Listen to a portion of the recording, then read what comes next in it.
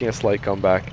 So I've got 2 lost wins now, and I actually threw down some contracted reinforcements.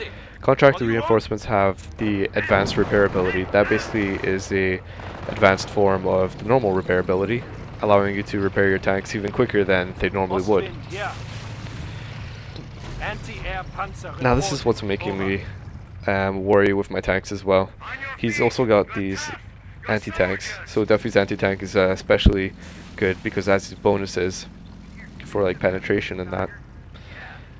And so that's going to be putting a lot of, making me very hesitant about bringing my tanks forward.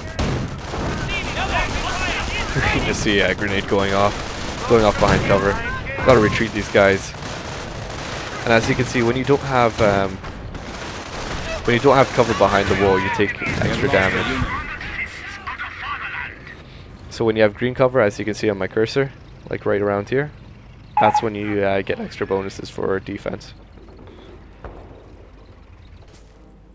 And just trying to flank him.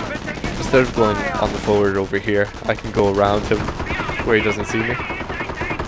And he throws down attrition, while I throw down recoup losses to get some resources.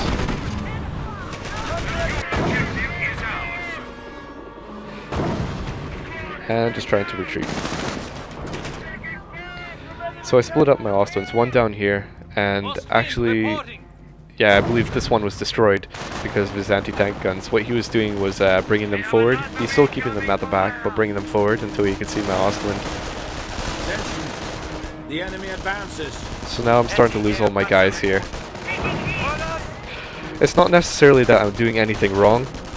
It's just the fact that the infantry commander has such overwhelming forces to that it almost feels like, I don't know, in a way it almost feels like actual World War II.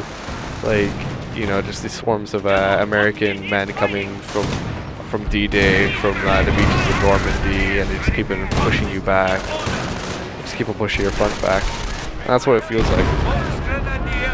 So I'm just trying to do my best, trying to pull out all my techniques, all my uses of gameplay to try and just push him back. And actually we see him use another off-map reinforcement, so I thought this little confrontation was over.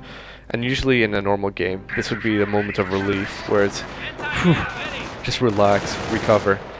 But immediately he's putting on the pressure with more off-map reinforcements.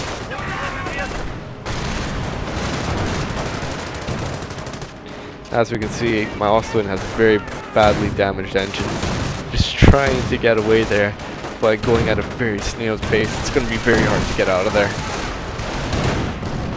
And just seeing the engineer trying to take some hot shots, but it's a bit hard. I'm focus firing him with my bolts grenadiers. And look at this. This is absolutely great. If you're an American player and you see something like, and you do something like this, it's absolutely impenetrable. If you look at it, he's got a mortar in the back, so killing guys long range. He's got an MG right behind his anti-tank gun, so it's counter for everything. Only the bad thing is that they're all scrunched up together. That's just asking to be like artillery smacked or something. So here I also got Panzer IV, so because I was like I said, I was actually just worrying if he would get any tanks. The only heavy tanks or any tanks at all that he got was Greyhounds, so I'm actually fine. But I got one just in case if he got Shermans or a tank destroyer. And as you can see, just trying to get back in the game, really. So trying to recap what's over here eventually. Throwing down reactive artillery here because I see guys trying to cap this vital point for me. And unfortunately, the bad thing about reactive artillery is that it's very inaccurate. But when it does hit, like like right there, it actually does a really good job at killing them. It's unfortunate it couldn't be more accurate, but that's what it is. And see, the beauty about this off-map reinforcements is that it can give you such a variety of guys. So he gets these riflemen, he gets engineers with bazookas and flamethrowers, and he also gets free snipers. So basically you're making a big savings when you're using that off-map reinforcement.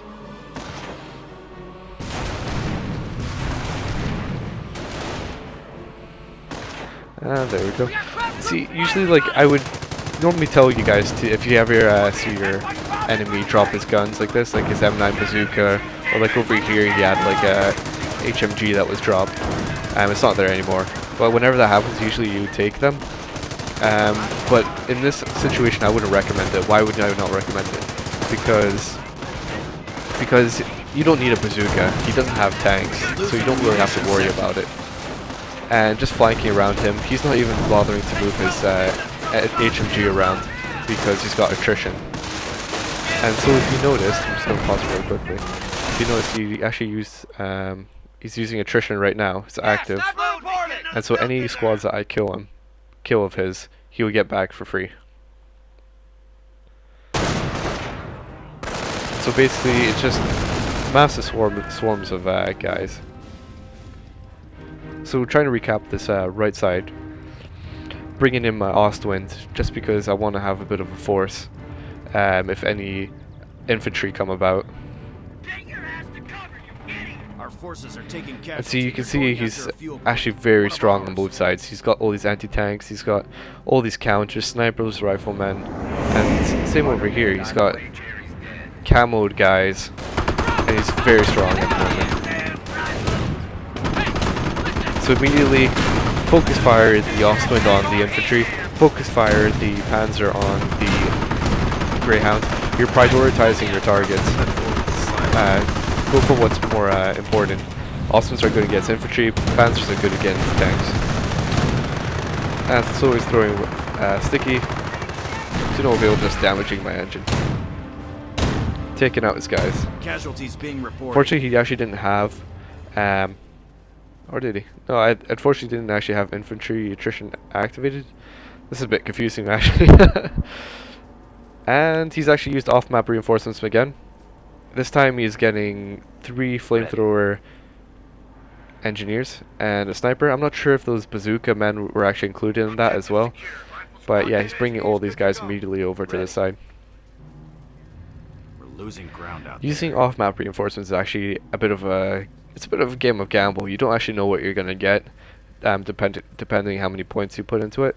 Because the more points you get, you can start getting HMGs, snipers, flamethrowers, or bazookas, all that sort of nifty stuff.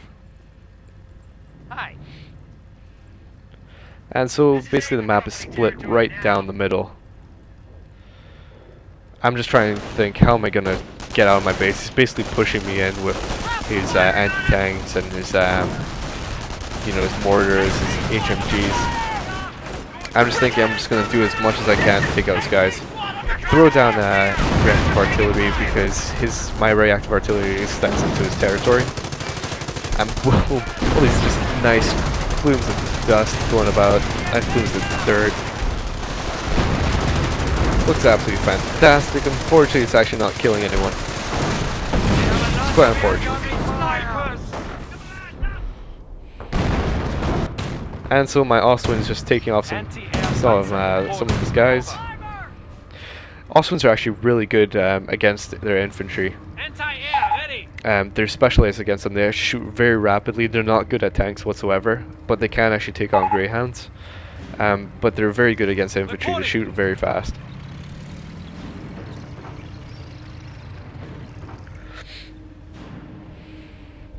And now he's just basically trying to pin me in my base. He sees that I'm being pushed back constantly, so he's trying to bring up his anti-tank guns. What I'm really worrying at this point of the game is if he's got a lot of ammunition, because he's got so many of these points. If he has a lot of ammunition and gets one of his cloaked units in my base, he could actually drop down a howitzer shot, a off-map artillery right in the middle of my base. If he actually done that, then it has the possibility of killing a lot of my guys.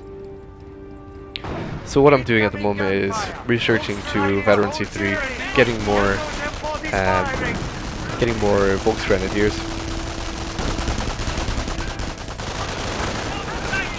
And trying to just brute force my way in, because I can't exactly think how I'm gonna do this. He's in a very good position right now, so it's a bit hard for me to push in on him. if I'm actually going to have any chance of countering him, he's actually got to push into my base a little bit more. Because if he's going to be here, there's no possibility to flank him. If he's over here, like over here on the box, then I have two ways of possibly countering him. So basically, sometimes retreating is a good thing. And just this cycle, whenever you lose guys, retreat them and reinforce, bring them to the fight immediately. So as you can see here, this is how many? Six Volksgrenadier squads. I know, like, I've got to make a big push. I've got to use a lot of guys if I'm actually going to get through everything he has over here. And so I'm going to switch on over to him. Split up my guys here, 2 on this side, 4 on this side. Immediately I start taking HMG damage. My guys are going to get suppressed. If I can start killing away at his guys, while these guys are fine, they're not getting suppressed whatsoever. He throws down attrition, so any guys that I kill from this attack, he's just going to get back from over here. So back to the action. I see that he's focusing on these guys over here. Bring my guys up, take out the SMG. I actually threw down reactive artillery to help me to soften any of the impact. Killing off all these guys. Only bad thing about this is that attrition. He just got all of them back instantly. Every single guy I killed in that flank, he got back. Casualties being reported. It's quite unfortunate. So I have to retreat back to my base and reinforce. And now we have another attack. I actually threw down, if you notice over here, with my contract reinforcements, they get mines for discounted once you invest points into them. I threw down a heavy mine, badly damaged this Greyhound when he stepped on it, and then I could just easily take him out. He wasn't expecting it. So I'm taking these shots to my tanks. I need to move them back. And why are you still moving back and still taking shots at the guys? So as you see, my tanks are still taking them out. Ideally, he would like to set down these engineers so they can throw off their bazooka rounds, but he can't do that if I constantly keep moving back.